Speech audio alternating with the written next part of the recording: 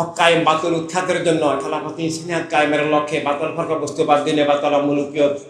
থেকে মুক্তির জন্য বাতিল ফারকা বস্তুবাদ দিনে বাতালা মুলুকিয়তের যে আত্মার কাঠামো, জীবনের কাঠামো, রাষ্ট্র কাঠামো, বিশ্ব কাঠামো ভেঙে দেওয়ার যে মহাবিপ্লব দুনিয়াতে, সেটার নাম ইনসানিয়াত বিপ্লব, বদরের বিপ্লব। আমরা কলমার এই বিপ্লব, জীবনের এই বিপ্লব, বদর সিফিন কারবালার বিপ্লব, সব মানুষকে মুক্তির বিপ্লব, খুন-জুলুম অবিচার থেকে, এসব দস্যুতন্ত্র থেকে ইসলাম মুসলিম মিল্লাত সমগ্র মানব মণ্ডলীকে রক্ষার যে মহাবিপ্লব, সেই বিপ্লবের যে আমানত দায়িত্ব আমাদের উপরে অর্পিত, সে দায়িত্বই আমাদের জীবন, সেটাই আমাদের মূল বিষয়, সেটাই আমাদের আসল ইবাদত, সেটাই আমাদের জন্য আল্লাহ হাবিব সাল্লাল্লাহু আলাইহি ওয়াসাল্লামের প্রেম। তাই শেষ কথা এই যে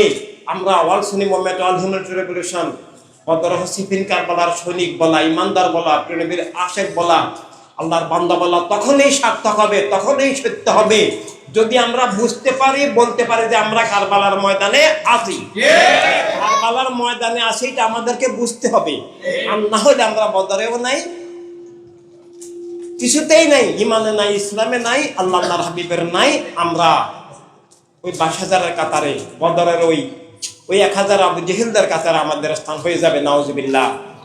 তাই প্রণবের হয়ে বাঁচা, প্রণবের হয়ে মরা, আল্লাহ তাআলার জন্য যে জীবন, বাতিল হক কায়েমের যে জীবন, সমগ্র মিল্লাতকে, সমগ্র বিশ্ব মানব মণ্ডলীকে আবার যে উদ্ধার, মুক্ত করা, স্বাধীন করা, আলোকিত করা প্রণবের প্রেমের আলোকে, আল্লাহ তাআলার নাম মোবারকের আলোকে, ষষ্ঠার নামের জীবন, আবার খেলাফতে ইনসানিয়াত বিশ্বব্যাপী গড়ে তোলার যে মহাবিপ্লব আমাদের উপর দায়িত্ব অর্পিত, সে দায়িত্বকেই জীবনের মূল দায়িত্ব হিসাবে এগিয়ে নেওয়া,